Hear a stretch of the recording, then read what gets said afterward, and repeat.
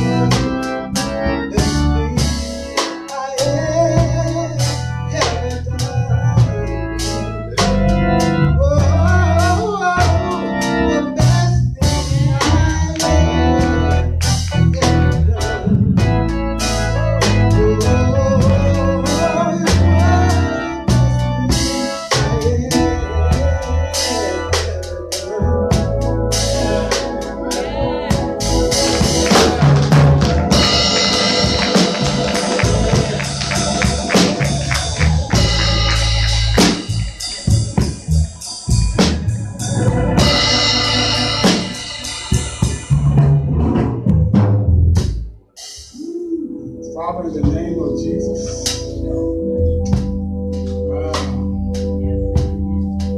we ask you right now, in the name of Jesus, to move through us right now. to and through me, Lord God. As I move out of the way and allow you to have your way, allow me to be a clear channel for your word that flows on the wings of the anointing that will destroy the yoke and break the chain. In the mighty name of Jesus, that we can be the church that you're looking for in this day and hour, the church that you're requiring in this day and in this hour. It's in Jesus' name I pray and we lift up. Amen. Praise God. Well, we're getting ready to get back into the word, back into the series. And this is the teaching number 3 or lesson number 3, but it's going to be in parts because it's an important part of the series.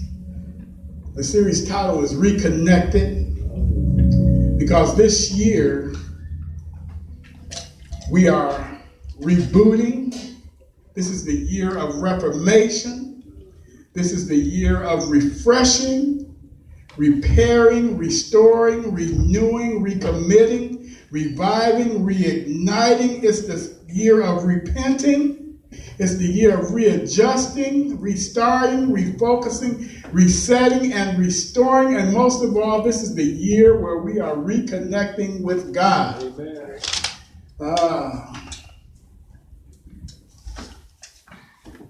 This is the year where God the Holy Spirit, spoke at the beginning of the year and said, you need to learn about me. Come on, man. Not to just know about me, but really get to know me. Yes. To study me. Yes. Come close to me. I need the church, my church, to reconnect with me. That's what he said. To stop being just church folk, but become God's folk again. Amen. Amen. So repeat this. Say, it's up to us, to restore it. It's up, tell your neighbor, say, it's up to you, to restore it. Now talk to yourself and say, it's up to me. It's up to me. Say it again. Say, it's up to me. It's up to me. To restore it. We're going to start with our foundation scriptures, which are John chapter 15. Starting at verse number 7 through 11. And restore means this. It means to bring back into existence, use, or to reestablish. It means to bring back to a former, original, or normal condition. Being a believer does not mean that you're abnormal. The world is abnormal. When you are a believer, you are in fact normal. Quit letting the world dictate to making you think that you're something other than. Quit letting the world quit making you think that you are a fanatic. See, when you go to a football, baseball, basketball game, you are a fan. They cut that off. But when you believe in Jesus and you stand on the word of God, then you are a fanatic. When in fact it's the opposite. When you go worship 10 or 11 guys that are millionaires, running into each other, 22 as a fact, I think, beating each other up for millions of dollars, and you jumping up and down and you painting yourself with paint out in Green Bay somewhere with no shirt on. That's abnormal. You ever been in the Green Bay Packers game in the middle of winter? There'll be some folk out there with no shirt on. When it's snowing heavily. That's abnormal. That's a fanatic. But God does not want fans. He wants followers anyway. Amen. Restore means to bring back to a former, original, or normal condition. It means to be put back into a former place or position. Now, the church disconnected itself from God when it became a nightclub and the pulpit a stage. It disconnected itself when it became a carnal show or a show of the flesh to entertain the masses who were bored with spiritual things. It's up to us, the church, to restore spiritual things. Come on. It ain't up to the world. They don't know nothing about the Spirit. It's the church's responsibility. You know why? There's a scripture in the Bible that says judgment begins in God's house. And in case you have missed it, judgment has already began in God's house. Well, how do you know? So-called Christians are acting opposite of what God's saying, including leaders. What that is doing is God is exposing them to show us what's false and what's real. And we need the Spirit of the living God to determine what's real and what's false. That's why we have to be reconnected. Amen? I'm going to try to take my time. Church folk go to church to soothe their religious conscience. It's because they go to church every first Sunday. That's what they've been doing all their little lives. They go to church every first Sunday so they can receive their communion, and in reality they have a communion with God all month. They put on their white, they take the communion. Those are church folk. They soothe their religious conscience because that's what they always done, so we're going to do it anyway, and I feel good about myself. Amen. God's folks are the church whose mission is regardless of race, religion, background, or money, that helping the least, the last, and most importantly, the lost is the most important thing. All that is saying is the church is concerned about people. The Bible tells us to love God and to love people.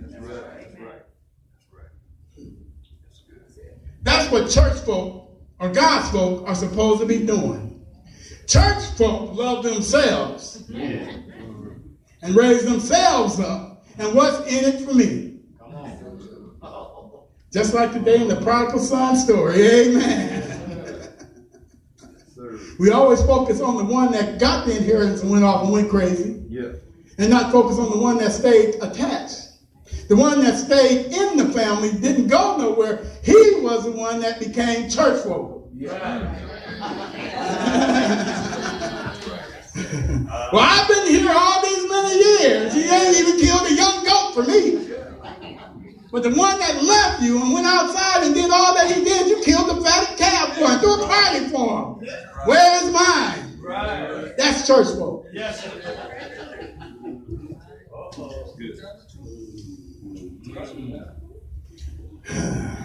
I'm going to leave that one alone. Amen.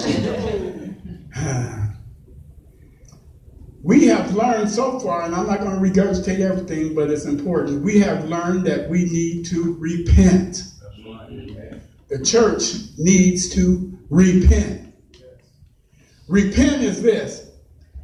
It is a change of direction in thought and behavior. It's turning from sin and going back to God. Dr. Tony Evans said the purpose of repentance is to reestablish fellowship with God. Your sin will separate you from God. An unrepentant heart will separate you and keep you separated from God. It's not until you really repent and turn back to God that you will be forgiven of your sin, and now you're able to be in a position to work for God again. The problem has been in church with church folk is they don't repent and they still try to work for God. I hear y'all, you say, Pastor, you always on the church. Well, I gotta be. That's my job. Amen. Because the church is not this building, the church is us. The church is not what you do in here, it's what you do out there. Right. It's not how you treat me inside these four walls, it's how you treat me out there. Amen? Amen. I'm going to get there in a minute. Amen. We have to first repent, and then we also have learned to reconnect. You need to recommit to having the mind of Christ again. And not only having it, but using the mind of Christ. Amen. Having the mind and using the mind of Christ means to look at life from his point of view. Right. Having his desires and values in your mind. It means to think like God thinks and not as the world thinks. What does that mean? That means we don't get to prejudge somebody just because they sin differently than us. Our job is not to lock people out. Our job is to welcome people in. It don't matter what they smell like, what they look like, or what they dress like. Again, we learned that the prodigal son's father welcomed him in. He had been out there with the pigs, so you know he stunk. But yet the father put the best robe on him. He didn't clean him up first and put it on him. He put it on him all dirty. So it's not up to us to keep those who we believe that are dirty outside the door. Our job is not to clean them up anyway. Our job is to welcome them in and let the Holy Spirit do his job.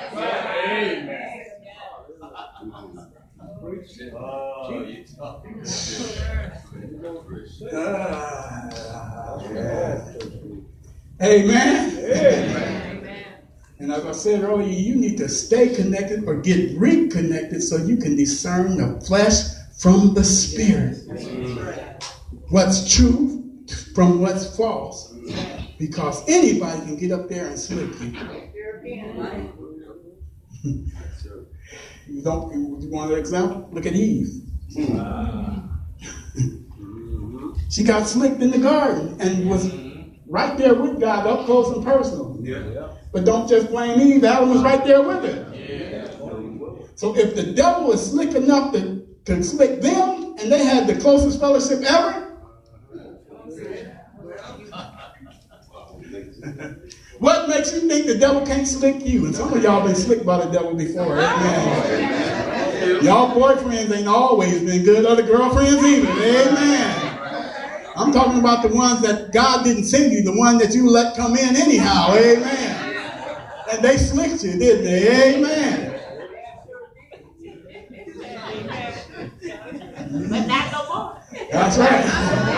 Because they came in smelling good, looking good, pimping good, had a little bit of money or juice you thought, amen. Turned out to be the worst thing you ever let in your house, amen.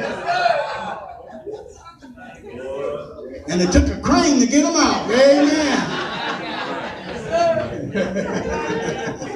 I don't know where that one came from, but that's not in my notes, amen. Now let me get back to the word. John's gospel takes a different approach in presenting the gospel of Christ. He seems to know that his readers have a basic knowledge of the events of Christ's life, so he writes about the mysteries of God becoming a man. In other words, he writes about an incarnate Christ. In other words, he came from heaven, and he was born in a manger, and now he took on flesh. He's the incarnate Christ, who we can see and who can see and feel and touch. Amen? Amen. He became a man, but still was God. And John points out that Jesus is the Son of God, the only begotten Son. Amen. That's what John points out. And the reason why John knew about this, or one of the reasons was this.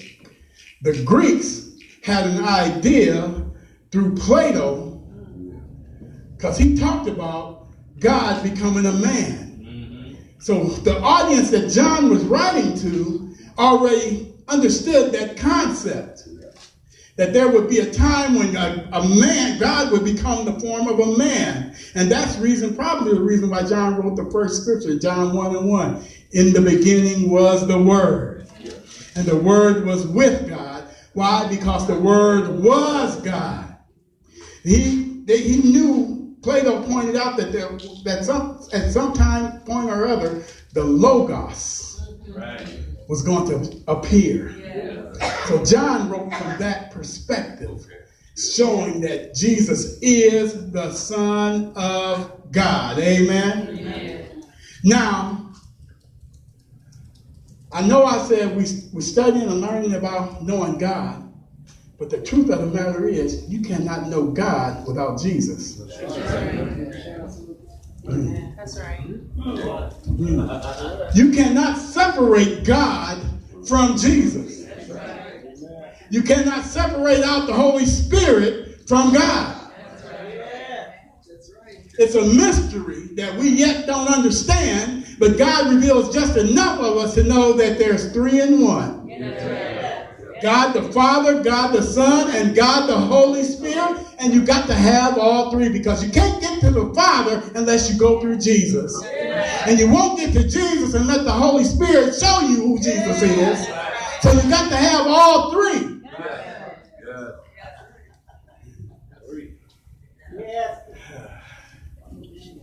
And you cannot operate in the kingdom of God without being connected to the vine. Amen. Let's go to verse 7 of chapter 15. It says this: if you abide in me, which means to remain in me, and my words abide or remain in you, you shall ask what you will, and it shall be done unto you. We like that last part. The problem we have is the first part, because we don't like to remain. We don't like to abide. We like to do our own thing, but yet and still get all the blessings. It don't work that way. Amen. Verse 8 says, herein is my Father glorified, that you bear much fruit. So you shall be my what? Disciples. As the Father hath loved me, so have I loved you. Continue or remain in my love. Verse 10 says, if you keep or when you obey my commandments, you shall abide or remain in my love. You can't remain in his love with lip service. You remain connected by being obedient. Amen? Amen. And being what? A disciple. Praise God.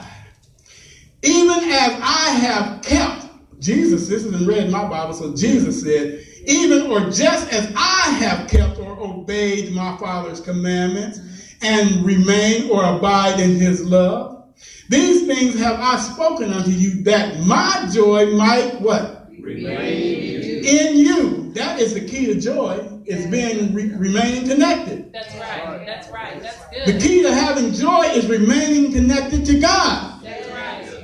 The key to joy is not trying to collect a whole bunch of things. That's right. The secret to joy is being connected or reconnected to God the Father. That's right. Amen. Amen. Amen. Say, I got to get connected, or I have to get reconnected. I have to remain connected. And I have to what? Remain connected. Remain what? Connected. Amen. These things I have spoken unto you, that my joy might remain in you, and that your joy,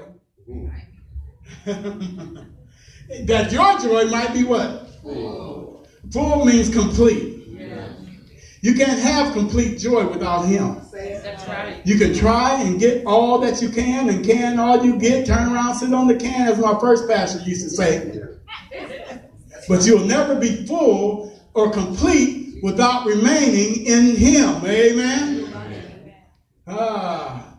Remaining in Christ means believing that he is the Son of God, receiving him as Savior and Lord, doing what God says, continuing to believe the good news of the gospel of the kingdom, and relating in love to the community of believers. It means receiving him as Savior and Lord. And if you can't get nothing else out of this, believing that he is the Son of God. Yes. Yes. That is the key to remaining in him. Because if you take into your spirit that he is the Son of God, you will start looking at him as the Son of God. Yes. Amen? Amen. Y'all all right? I'm getting there in a minute. Amen. Don't rush me. Amen. As the church, it is our responsibility to restore the spiritual things first in the church. Then we can go restore spiritual things in the world. But first, you got to take care of yourself. Amen. It begins at home. Amen. In other words. Amen. You know why we got to restore spiritual things? Let's go to John chapter 4. I ain't going to stay here long, but just a second. Because I need you to understand something about God. God, as many people try to make you, I'm telling you what God is not. He is not this pulpit. That's right. All right. He is not this table. He is not that chair. And he is not me. And I am not him. Amen. That's who God is not. However, John chapter 4 and starting at verse 21 clears that up for us. It says, Jesus said unto her, Woman, believe me, the hour cometh when you shall neither in this mountain nor yet at Jerusalem worship the Father. You worship, you know not what. We know what we worship, for salvation is of the Jews. In other words, the Messiah would come through the Jews, which he did. Verse 23 says, But the hour cometh, and now is, when the true worshipers shall or will worship the Father in spirit and in truth. What is a true worshiper? A true worshiper is this: a genuine, sincere worshiper. It's very true. For the Father does what? He looks for those. He looks for what? True worshipers.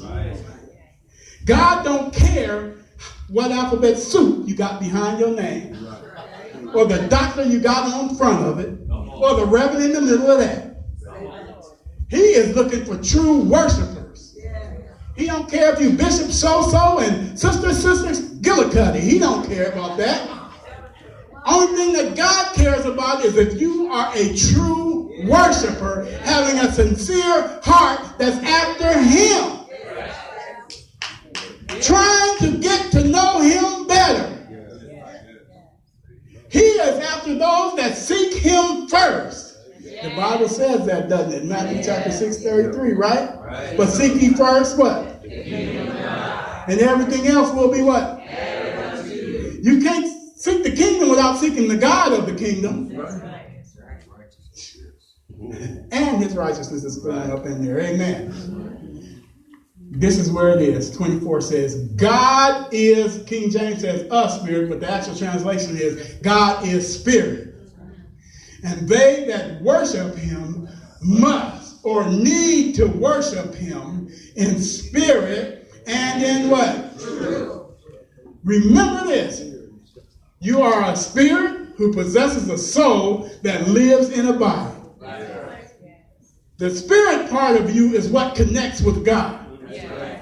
And that's why people get messed up looking for everything but God, not realizing the thing that they really need is God. Why? Because their spirit is seeking God.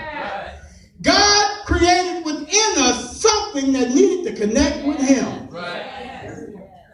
I don't care how rich you can be, without God you might kill yourself because you keep looking. And you keep searching. And you keep looking. And you keep searching. I don't care how poor you is. That's why you look for things in men and other women. Because you're really looking for God. But you don't realize the connection that you have with God. And God put it there for a purpose. What's the purpose? He will never create a life for you designed to keep him out.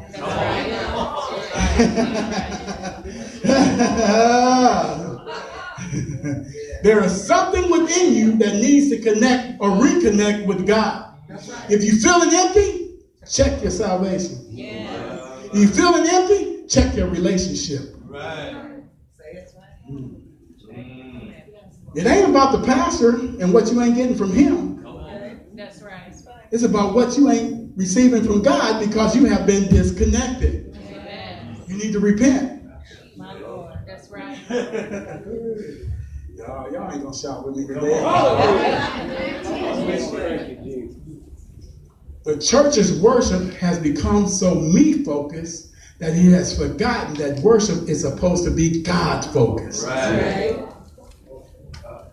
We got so busy caught up in the beat of the song instead of the words of the song. And the words of the song is more important than the beat.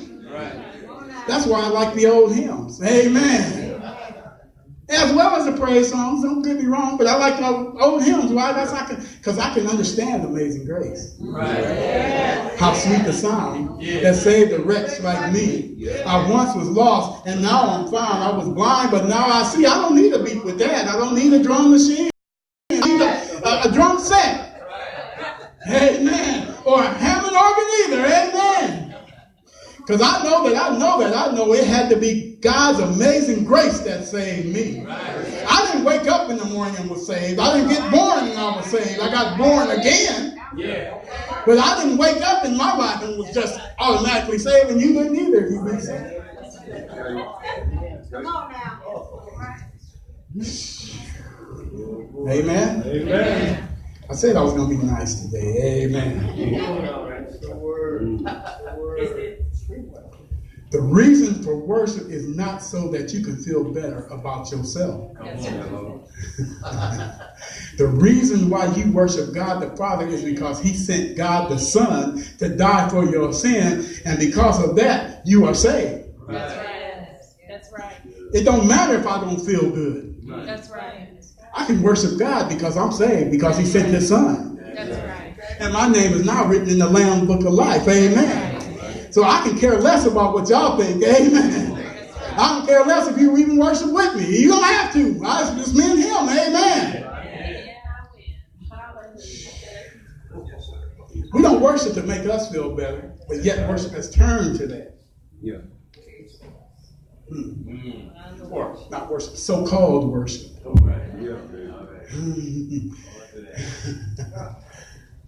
William Bishop, who was a bishop in the Church of England, said, "For worship is the submission of all our nature to God. It is the quickening of conscience by his holiness. It's the nourishment of mind with his truth. It's the purifying of imagination by his beauty. It's the opening of our heart to his love. It's the surrender of will to his purpose, and all of this gathered up in adoration, the most selfless emotion of which our nature is capable of, and therefore the chief remedy for that self-centeredness, which is our original sin and our source of all actual sin." All that to say this: worship is a maximization of God and minimization of ourselves. It's looking at God for who he is. Not based on only what he has done, but who he is. Well, who is he? He's the Alpha and the Omega. He's the beginning and the end. He is the first and the last. He is the bright morning star. He is the rose of Sharon. He's the lily of the valley. He is God. He is Yahweh. He is El Elyon. He is Jehovah Jireh. He is Jehovah Sitkanu. He is Jehovah Mekadesh. He is Jehovah God, the Lord God Almighty. He is God.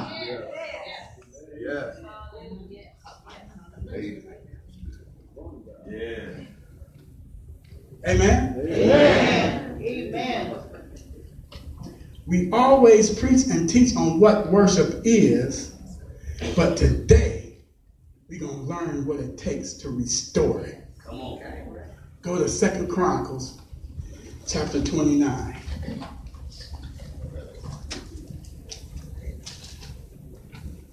Second Chronicles, chapter 29. Say, I got to restore it. This is what it takes. Now, 2 Chronicles is a warning and it's a promise. When when we worship God with sincerity and remain faithful to his commandments, we will be blessed. But the people in 2 Chronicles who he was writing to fell away when true worship turned into arrogance and idolatry. There is nothing new under the sun. That's right. We didn't just start turning arrogant and being idolatrous. Read the Old Testament. All you got to do is see how idolatrous they got. Amen. And the one thing I want you to understand about this, we always want the good promises that God has. But there are other promises too.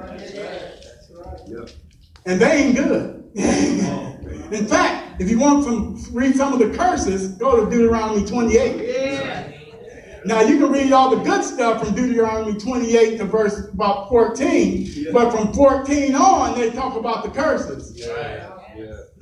We like to concentrate on all of the good stuff, not recognizing and realizing that God is a just God.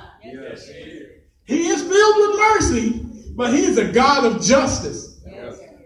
And I know we like to say, well, it's the New Testament now, and we're walking in grace, and yes, we are. However, if you go back to the end of the book, it says there's going to be a judgment.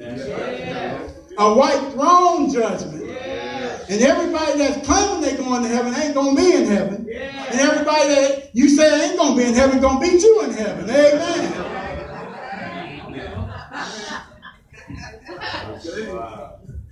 God is a just God. Now, King Hezekiah's story is also found in 2 Kings chapters 18 through 20. Let's read verse 1 in chapter 29. It says, Hezekiah began to reign when he was 5 and 20 years old, or 25 years old, and he reigned 9 and 20 years in Jerusalem, King James, 29 years, and his mother's name was that, amen, the daughter of Zechariah.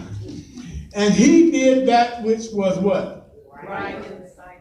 And he did that which was what? Right in the sight of the Lord. And he did that which was what? Right in the sight of the Lord. This was King Hezekiah. And he did what was right in the sight of who? The Lord. According to all that David his father had done. Verse 3 says, he in the first year of his reign, in the first month, opened or reopened the doors of the house of the Lord, and he did what? Repaired them. And he repaired them. I know you are thinking or asking, why are we talking about a king in the Old Testament, and we are supposedly New Testament Christians or believers? Well, it's relevant because if you remember what God the Holy Spirit told us last year, and that we have been preaching and teaching a message Jesus did not want us to preach and teach. I'm going to mess y'all up, but I ain't going to go deep in it because I ain't got time. Come on. Jesus taught and preached the same message John the Baptist preached, which was the kingdom message. That message was repent, for the kingdom of God is at hand. Jesus preached the same message over and over that John the Baptist preached. Now, I'm really going to mess you up. He only spoke about his death, burial, and resurrection to his disciples. He only said you must be born again once to Nicodemus in John chapter 3. Look it up. I ain't got, take your time this week and try to find where he said that more than once. Jesus spoke the kingdom message. And the reason Jesus came back was not only to save us from our sins, but to reestablish kings on this earth in dominion. Because you remember, God gave dominion to who? Adam. And Adam lost it. However, Jesus came back to restore dominion to who? Man. Why? Because we are created a little lower than the angels. So Jesus came to restore kings back into his kingdom. I ain't got time to teach all of that. But I just had to tell you because it messed me up when I read it. Because all these years, I have been taught, as well as you, that we have to preach the gospel. He was born, he was raised, and he went back to heaven. It's really the gospel of the kingdom that we are supposed to be preaching. Repent. Why? Because the kingdom of God is at hand. They have seminaries that are filled and have been filled with people preaching the wrong gospel. Not saying it's wrong to talk about that, but it's not the kingdom message. The kingdom message is the same message that Jesus preached. It's the same message that John the Baptist preached. And if you look in the book of Acts, it's the same message that Peter preached. After the Holy Spirit was given. So it makes sense to me that the same message that Jesus preached, that John preached, and that Peter preached is the message that we're supposed to be preaching. I know it's messing y'all up. Amen. But I ain't staying there because that ain't where I'm saying. Amen. Evangelist Leonard Ravenhill said, if Jesus preached the same message ministers preach today, he would have never been crucified.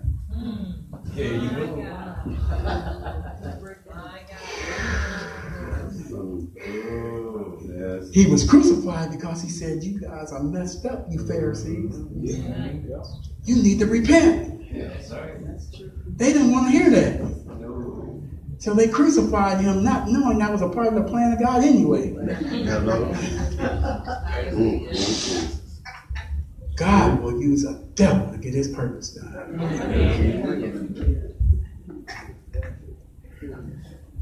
And y'all get all mixed up and messed up because we got somebody, a devil. We got somebody in the White House that acts like the devil. God uses the devil to get his purpose accomplished. God is using people to show us the church to get right, because as I always say, Jesus is coming back for his church. He ain't coming back for the world. He already did that. He's coming back for his church without what? Spot or wrinkle. He ain't coming back for the world. He already did that. How do you know? John 3:16, for God so loved the world that he gave his only begotten son, that whosoever believes in him shall not perish but have what? Everlasting life. So he already came back for the world. This time he's coming back for his church. So what we seeing happen out there is supposed to be waking us up, the sleeping giant, to get it right, to get reconnected back to him so that we can be who he called us to be, to win who he called us to witness to, and to bring in for the end time harvest, because guess what, y'all? We're going to be held accountable for it anyway.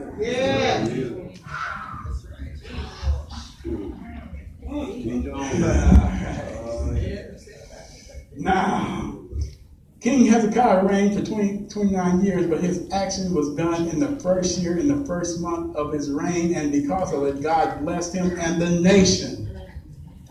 So that's telling us, as kingdom people, we are supposed to be restoring spiritual things.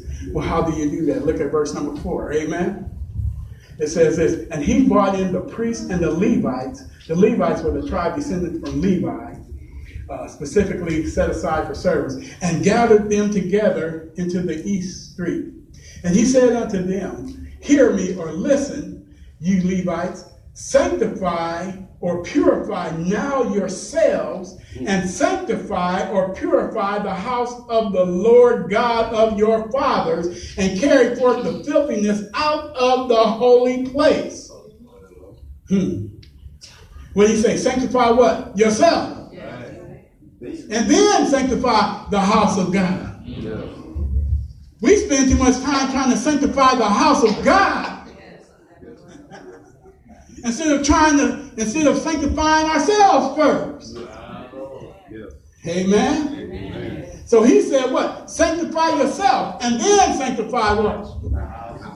For our fathers have trespassed and done that which was what? Evil in the eyes or the sight of the Lord our God, and have forsaken or abandoned him, and have turned away their faces from the habitation of the dwelling place of the Lord, and they have turned their backs.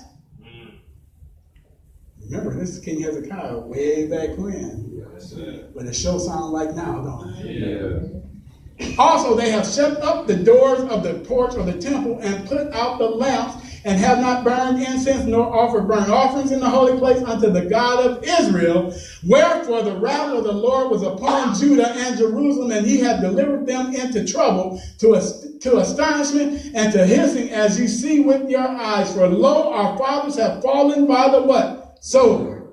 And our sons and daughters and our wives are in captivity for this. Now it is in mine heart to make a covenant with the Lord God of Israel, that his fierce wrath may turn away from us. My sons, be not now negligent, for the Lord hath chosen you to stand before him and to serve him, or minister to him, that you should minister unto him and burn incense. He said all that to say we got to restore the spiritual back into the church and into the house of God. Yeah. Amen. Amen. You need to sanctify yourself. Say, I need to sanctify myself. Now, he was talking to them, but they also are talking to us right here and right now. Now, sanctified doesn't mean with the clothes you wear.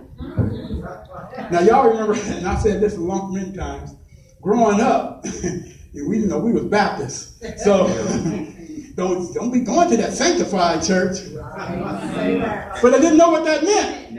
But now I know what it means. Being sanctified ain't a bad thing. Amen. In fact, that's what God is calling us to be. Sanctified. Sanctified means this: to be set apart for his use. It ain't the length of your dress. It ain't the church you don.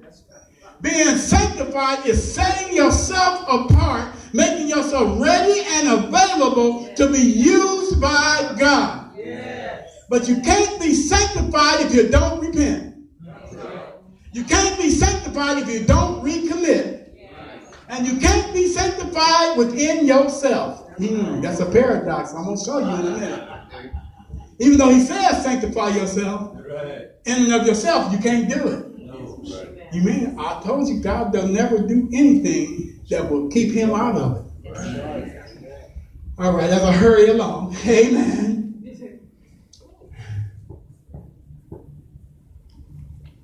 In order to restore spiritual things, you need your whole entire being sanctified. And just like I said, you can't sanctify yourself. The illustration is this: you can try to change the sinful flesh of a prostitute by dressing her up in a $10,000 mink coat. You can take that same prostitute and put her in a $100,000 car. Give her $1 million house. Put on some Estee Lauder. And go to Mac all you want and buy her all the makeup you want. Dress her up and put her like a pig all you want. Let her drive down the street in that same car, living in that same house, going to church religiously, but has not received Jesus as her Lord and Savior. That same dressed up prostitute is on her way to hell. Yeah. Why? Because she has not sanctified herself. The key to sanctifying yourself is first getting into a relationship with Jesus Christ. That's when sanctification can come in. Now, just because you have given your life to Jesus Christ does not mean it's over. Sanctification is a lifelong process. Amen. In fact, it happens in 3 stages, and I wrote it down on my paper. It came to me while I was sitting in there. There's 3 types of sanctification: positional, experiential, and ultimate. Positional Positional, experiential, and ultimate. Positional is accomplished when you are born again, when God separates you from this world. And when you are born again of the Spirit of God, you are saved and your spirit is sanctified. That's positional. Experiential is this continues until you reach the streets of gold in God's celestial city. It's the process whereby the Holy Spirit of God in you separates your mind and your body unto the Word of God. And therefore you are submitted to the Spirit of the living God. That's your walk of life. Positional is when you first receive Jesus. Experiential is when you're walking with Jesus. Ultimate sanctification only happens when the rapture comes, or unless you leave this earth before that. What do you mean? In a moment, in the twinkling of an eye, at the trump of God, the dead shall rise and be caught up in the air to meet him. And when you experience that, you will be ultimately sanctified. So sanctification is a lifelong process, just as spiritual maturity is a lifelong process. Just because you receive Jesus as your Lord and Savior does not mean it's over. Don't buy into the lie that you are good. Amen. You may be good, but I wouldn't take a chance. What God wants us to do is to become more mature in him, and you'll never get to the point where you're mature enough. We were just talking about this yesterday. You get to a certain point, and then God will show you where you need to grow in this area.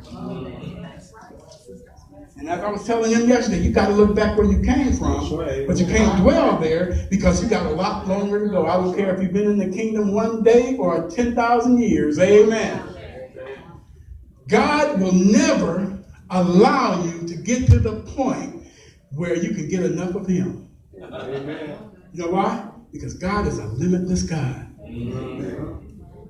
And we are finite beings. Yeah. In case you didn't know, people are dying at 110 as well as 1. Yeah. We ain't going to live forever in time. But we will live forever in eternity. Yeah. So what am I saying to you? All that to say this. The first step into restoring spiritual things in you begins at salvation. It continues to spiritual maturity, but it will end when you reach heaven. But the first step to being restored spiritually begins in you, continues in you, and it will end in you. Amen? Amen. So what that means is this. We have the responsibility to get right with God. That's right. To not be just church folk, but to be God's folk again. Amen? Amen. Amen.